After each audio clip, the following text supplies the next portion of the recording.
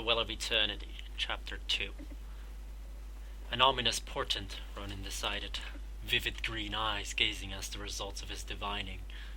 Any wizard would recognize it as so. "Are you certain?" Verisa called from the other room. "Have you checked your reading?" The red-haired mage nodded, then grimaced while he realized that of course the elf could not see him. He would have to tell her face to face. She deserved that. I pray she is strong. Clad in dark blue pants and jacket, both gold-trimmed, Ronan looked more like a politician than a mage these days. But the past few years had demanded as much diplomacy from him as magic. Diplomacy had never been an easy thing for him, who preferred to go charging into any situation. With his thick mane of hair and his short beard, he had a distinct leonine appearance that so well matched his temper when forced to parley with pampered, arrogant ambassadors. His nose, broken long ago and never, by his own choice, properly fixed, further added to his fiery reputation. "Ronan, is there something you have not told me?" He could leave her waiting no longer. She had to know the truth, however terrible it might be. "I'm coming, Verisa." Putting away his divining instruments, Ronan took a deep breath, then rejoined the elf. Just within the entrance, though, he paused. All Ronan could see was her face, a beautiful, perfect oval, upon which had been artfully placed alluring, almond-shaped eyes of pure sky blue, a tiny, upturned nose, and an enticing mouth seemingly always halfway to a smile. Framing that was a rich head of silver-white hair that, had she been standing, would have hung nearly to the small of her back. She could have passed for a human, if not for the long, tapering ears jutting from the hair, pointed ears marking her race. "Well?" she asked, patiently. It's to be twins." Her face lit up, if anything becoming more perfect in his eyes. "Twins! How fortuitous! How wonderful! I was so certain." She adjusted her position on the wooden bed. The slim but curved elven ranger now lay several months pregnant. Gone were her breastplate and her leather armor. Now she wore a silver gown that did not at all conceal her imminent birth. They should have guessed from the quickness with which she had shown, but Ronan had wanted to deny it.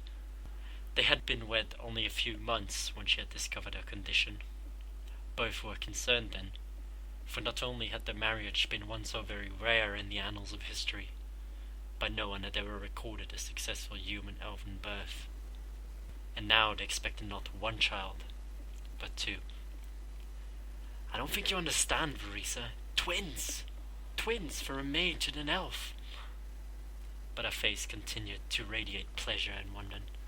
"Elves seldom give birth, and we very, very rarely give birth to twins, my love. They will be destined for great things."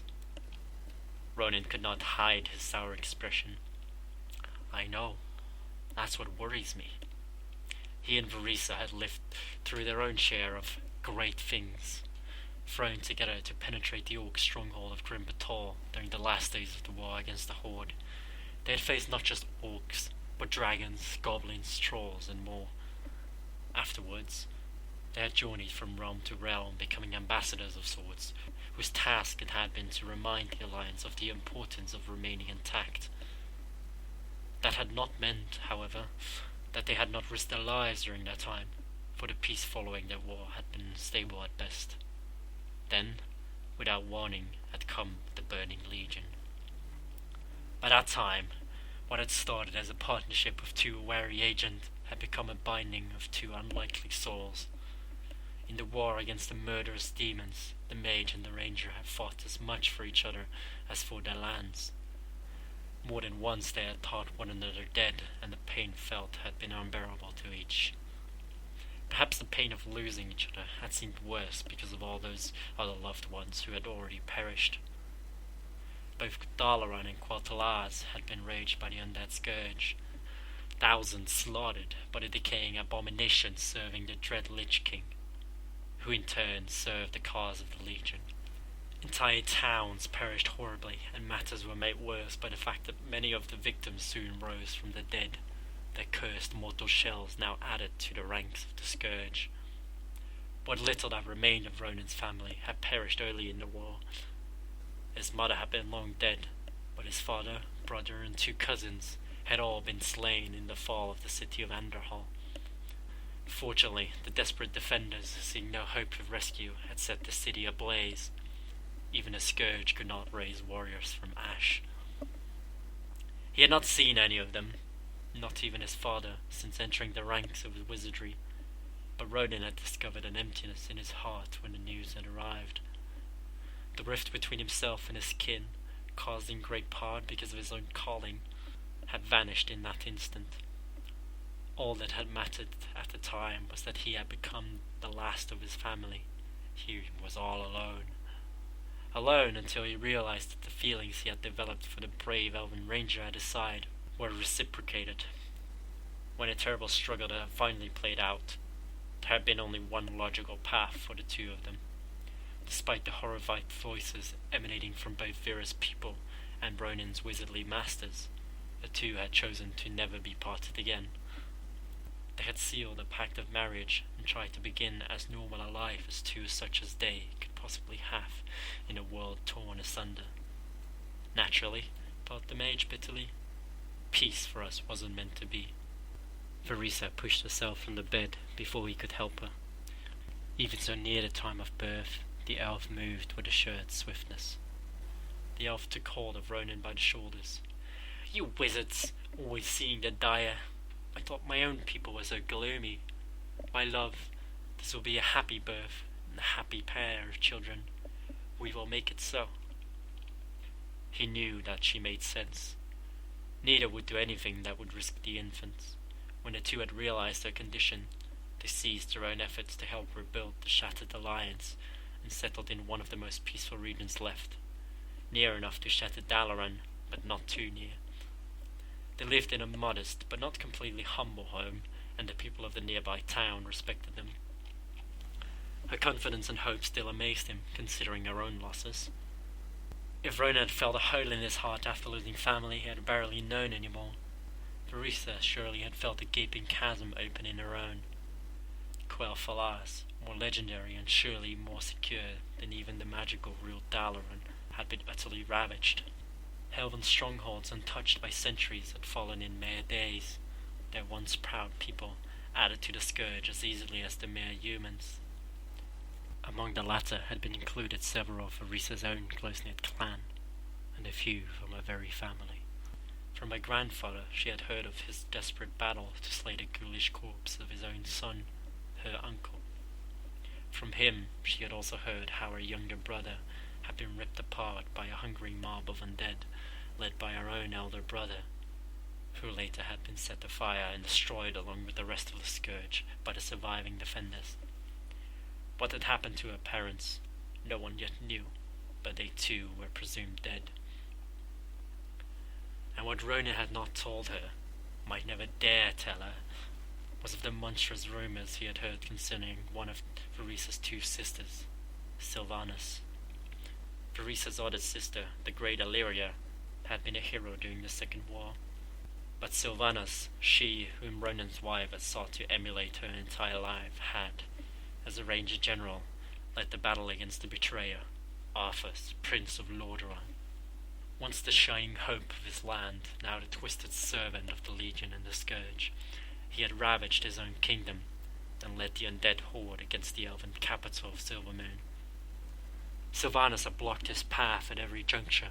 For a time, it had seemed that she would actually defeat him. But where the shambling corpses, sinister gargoyles, and the gruesome abominations had failed, the dark necromancy granted the traitorous noble had succeeded. The official version had Sylvanas dying valiantly as she prevented Arthur's minions from slaying Silvermoon's people. The elven leaders, even Verisa's grandfather, claimed that the Rangers General had been burned in the same fire that had devastated half the capital. Certainly, there had been no trace left. But while the story ended there for Verisa, Ronan, through sources in both the Kirin Tor and Quel'Thalas, had discovered word of Sylvanas that had left him chilled. A surviving ranger, his mind half gone, had babbled of his general being captured, not killed. She had been horribly mutilated, then finally slain for the pleasure of Arthas.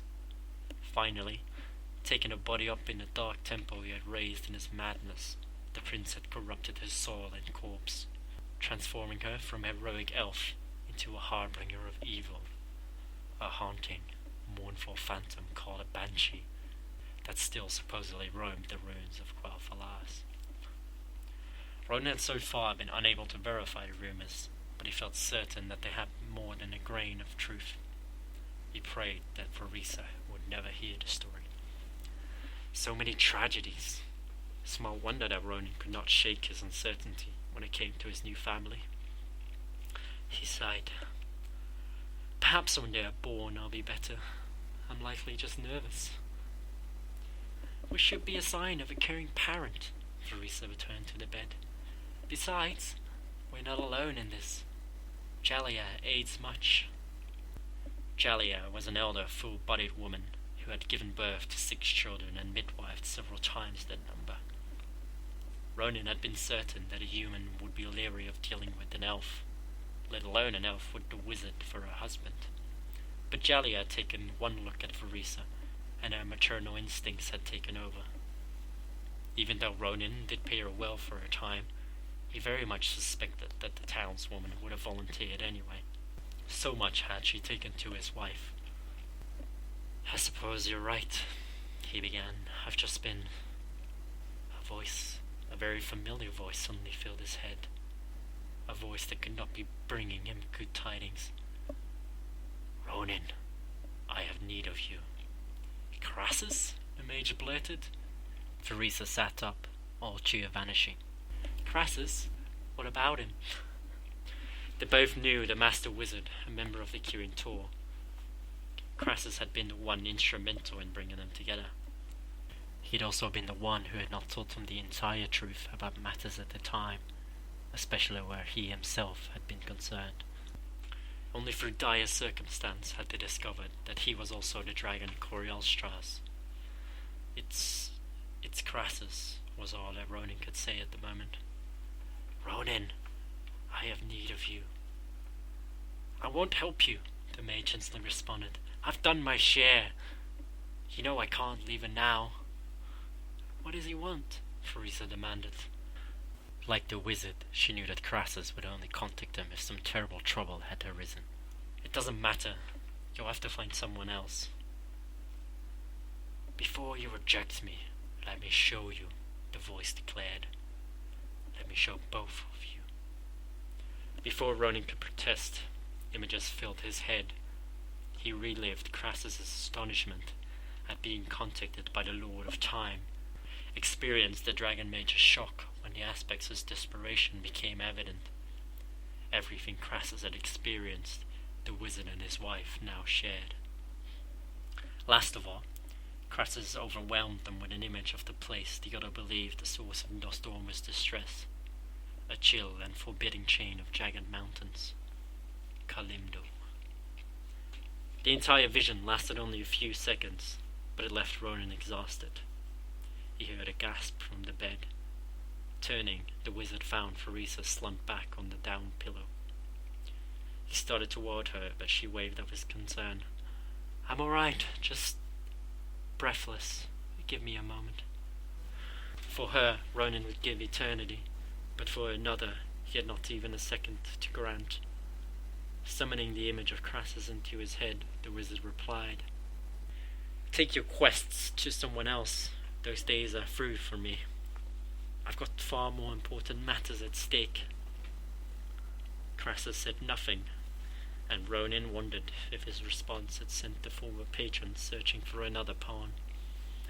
He respected Crassus, even liked him, but the Ronin the Dragon Mage sought no longer existed. Only his family concerned him now. But to his surprise, the one he expected most to stand by him instead suddenly muttered, You will have to go immediately, of course. He stared at Farisa. I'm not going anywhere. She straightened again. But you must. You saw what I saw. He does not summon you for some frivolous task. Crassus is extremely worried, and what worries him puts fear into me. But I can't leave now. Ronan fell down on one knee next to her.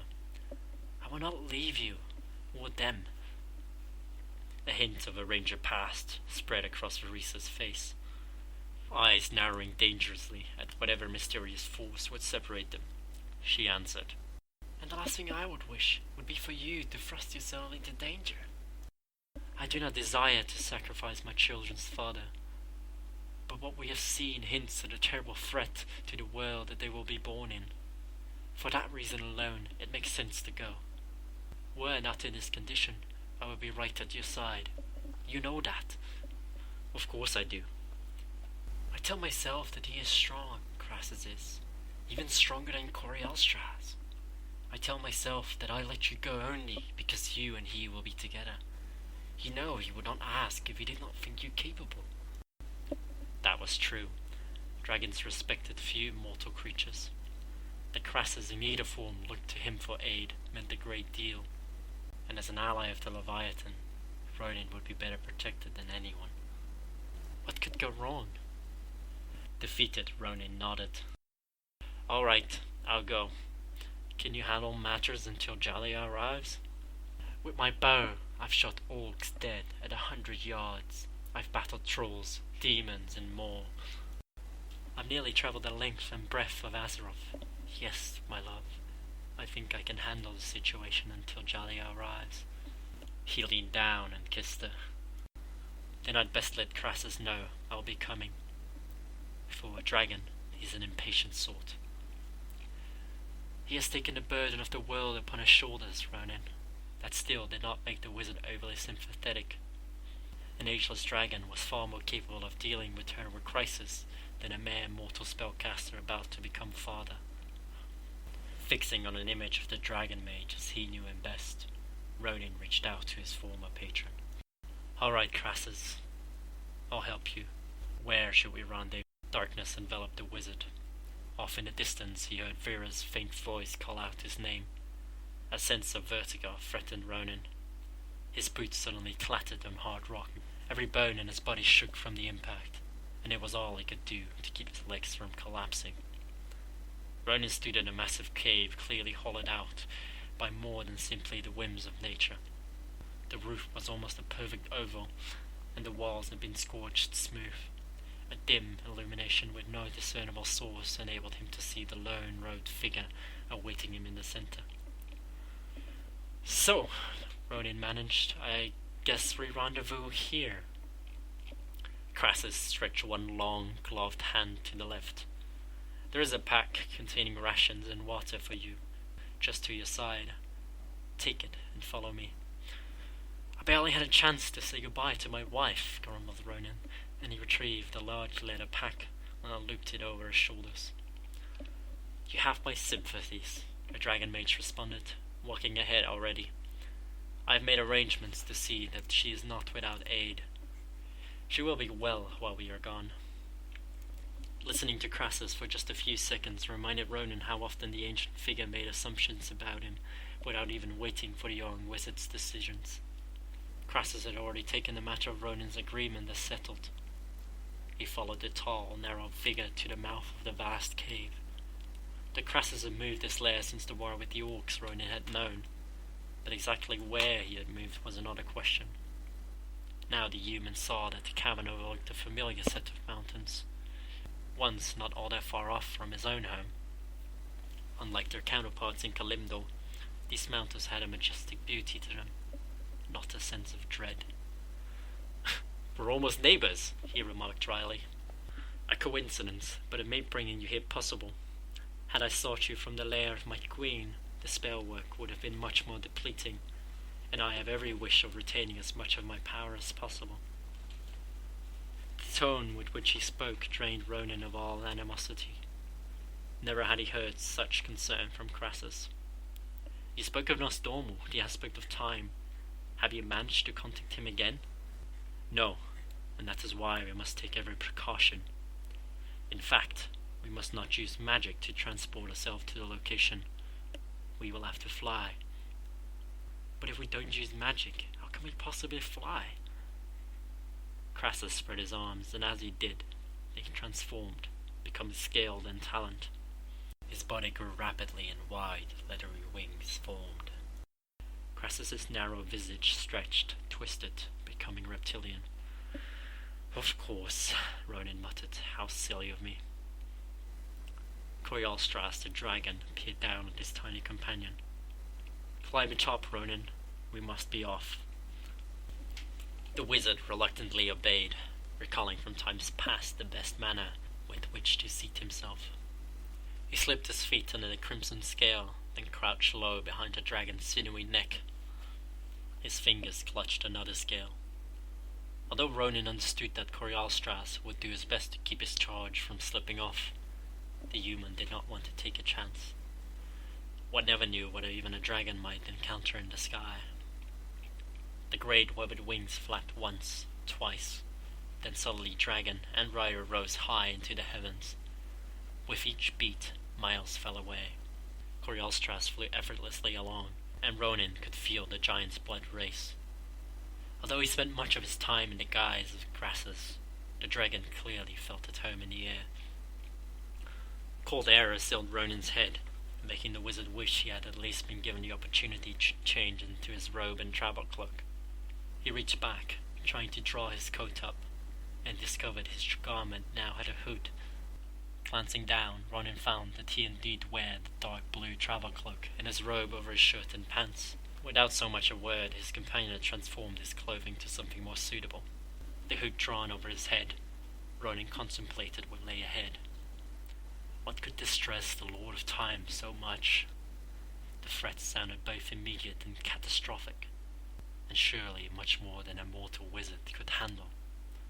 Yet Coriolstras had turned to him. Ronan hoped he would prove worthy, not only for the dragon's sake, but for the life of the wizard's growing family. Impossible as it seemed, somewhere along the way Ronan fell asleep. Despite that, even then he did not tumble from the seat to certain death. Coriolstras certainly had something to do with that, although to all appearances the dragon appeared to be flying blithely along. The sun had nearly set. Ronan was about to ask his companion if he intended to fly through the night when Coriolstras began to descend. Peering down, the wizard at first sighted only water, surely the great sea. He did not recall red dragons being very aquatic. Did Coriolstras intend to land like a duck upon water? A moment later his question was answered as an ominous rock appeared in the distance. No, not a rock, but an island almost entirely bare of vegetation. A feeling of dread swept over Ronan, one he had felt before while crossing the sea toward the land of Cas-Modan. Then it happened with dwarf and griffin riders, and the island they had flown over was Tor Barad, an accursed place overrun early on by the orcs.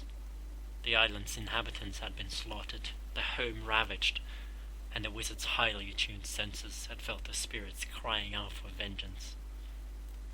Now he experienced the same kind of horrific, mournful cries again. Ronan shouted to the dragon, but either the wind swept away his voice, or Coriolstras chose not to hear him.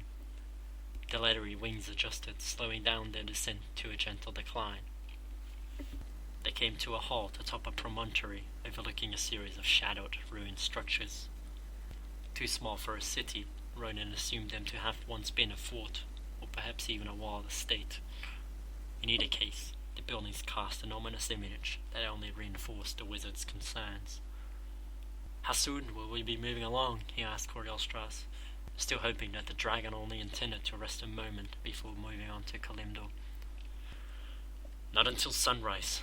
We must pass near the maelstrom to reach Kalimdor, and we will need our full wits and strength about us for that. This is the only island I've seen for some time." "What's it called?" "That knowledge is not mine." Coriolstras settled down, allowing Ronan to dismount. The wizard stepped just far enough from his companion to catch one last glimpse of the ruins before darkness enveloped them. "Something tragic happened here," Coriolstras suddenly commented. "You sense it too?" "Yes, but what it was I cannot say. Still, we should be secure up here, and I have no intention of transforming." That comforted Ronan some. but even still he chose to remain as near to the dragon as possible. Despite a reputation for recklessness, the wizard was no fool. Nothing would entice him down into those ruins. His gargantuan comrade almost immediately went to sleep, leaving a much more wound-up Ronan to stare at the night sky. Vera's images filled his thoughts. The twins were due shortly, and he hoped that he would not miss their coming because of this journey. Birth was a magic unto itself, one that Ronan could never master. Thinking of his family eased the major's tensions, and before he knew it, he drifted off to slumber. There, Teresa and the as yet unborn twins continued to keep him loving company, even though the children were never quite defined as male or female. Teresa faded into the background, leaving Ronan with the twins. They called to him, beseeched him to come to them. In his dreams, Ronan began running over a countryside, the children ever more distant shapes on the horizon. What started as a game had become a hunt. The once happy calls turned to fearful. Ronan's children needed him, but first he had to find them, and quickly. "Papa! Papa!" came their voices. "Where are you? Where are you?" The wizard pushed through a tangle of branches that only seemed to tangle more the harder he pushed. At last he broke through, only to find a towering castle. And from above the children called again. He saw their distant shapes reaching out for him. Ronan cast a spell to make him rise up in the air, but as he did, the castle grew to match his efforts. Frustrated, he whirled himself up faster. "Papa! Papa!" called the voices, now somewhat distorted by the wind. At last he neared the tower window where the two waited, their arms stretched, trying to cut the distance between Ronan and them. His fingers came within a few scant inches of theirs. And suddenly a huge form barreled into the castle, shaking it to its very base and sending both Ronan and his children tumbling earthward. Ronan sought desperately to save them, but a monstrous, leathery hand snatched him up and took him away. "Wake up! Wake up!" The wizard's head pounded. Everything around him began swirling. The hand lost its hold, and once more he plummeted. "Ronan, wherever you are, awaken!" Below him, two shadowy forms hurried to catch him, their children now trying to save his life. Ronan smiled at the pair, and they smiled back with sharp, vicious teeth. And just in time, Ronan did awaken. Instead of falling, he lay on his back. The stars above revealed that surrounding him now was a roofless ruin of a building. The dank smell of decay assailed his nostrils, and a horrific, hissing sound beset his ears. He lifted his head and looked into a face out of nightmare. If someone had taken a human skull, dipped it in soft, melting wax, and let that wax drip free, that would have come close to describing the gut-wrenching vision at which Ronan stared.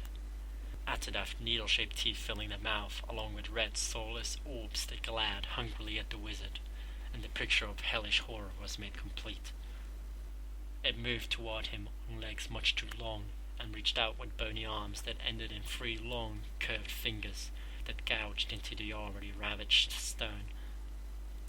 Over its macabre form, it wore the ripped remnants of a once real coat and pants. It was so thin that at first Ronan did not think it had any flesh at all. But then he saw that an almost transparent layer of skin covered the ribs and other visible areas. The wizard scrambled back just as the monstrosity grabbed at his foot. The slime-encrusted mouth opened, but instead of a hiss or a shriek, there came a childlike voice. "Papa!" The same voice in Ronan's dream. He shivered at such a sound coming from the ghoul, but at the same time the cry sent an urge through him. Again, he felt as if his own children called to him, an impossibility. An earth-shaking roar suddenly filled the ruined building, eradicating any urge to fling himself into the deadly talons of the fiend. Ronan pointed at the creature, muttering. A ring of fire burst to life around it. Now the pale monstrosity shrieked. It rose as high as his ungainly limbs would enable it, trying to climb over the flames. "Ronan!" Croyostra shouted from without. "Where are you?" "Here, in here, a place no longer with a roof." As the mage replied, the gaunt creature suddenly leapt through the fire, flames licking its body in half a dozen places. It opened its maw far wider than should have been possible, wide enough to engulf Ronin's head. Before the wizard could cast another spell, a huge shadow blotted out the stars, and a great paw caught the ghoulish beast square. With another shriek, the still burning horror flew across the chamber, crashing into the wall with such force the stone caved in all around it. A breath of dragon fire finished what Ronin's own spell had begun. The stench almost overwhelmed the wizard, holding one sleeve over his nose and mouth. He watched as Coriolstras alighted. What was that thing? Ronin managed to gasp out. Even in the dark he could sense the Leviathan's disgust.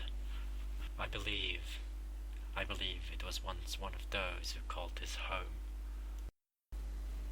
Ronin eyed the charred form. That was once human? How could that be? You have seen the horrors unleashed by the undead scourge during the struggle against the Burning Legion.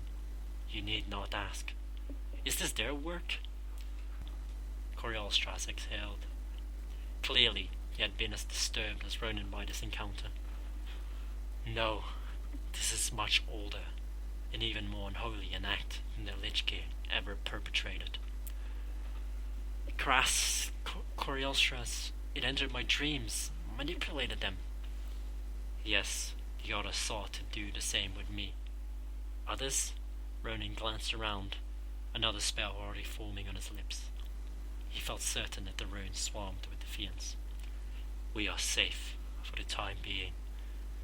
Several are now less than what remains of yours, and the rest have scattered into every crevice and gap in these ruins.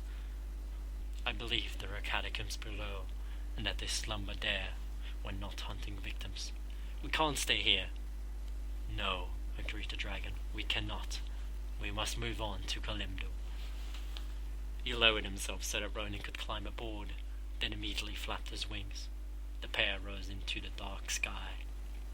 When we have succeeded with our mission, I will return here and end this abomination, Coriolstras declared. In a softer tone he added, there are already too many abominations in this world. Ronin did not answer him, instead taking one last glance down. It might have been a trick of his eyes, but he thought that he saw more of the ghouls emerging now that the dragon had left. In fact, it seemed to him that they gathered by the dozens, all of them looking up hungrily at the wizard. He tore his gaze away, actually happy to be on journey to Kalimdor. Surely, after a night such as this, whatever awaited the pair could hardly be worse. Surely.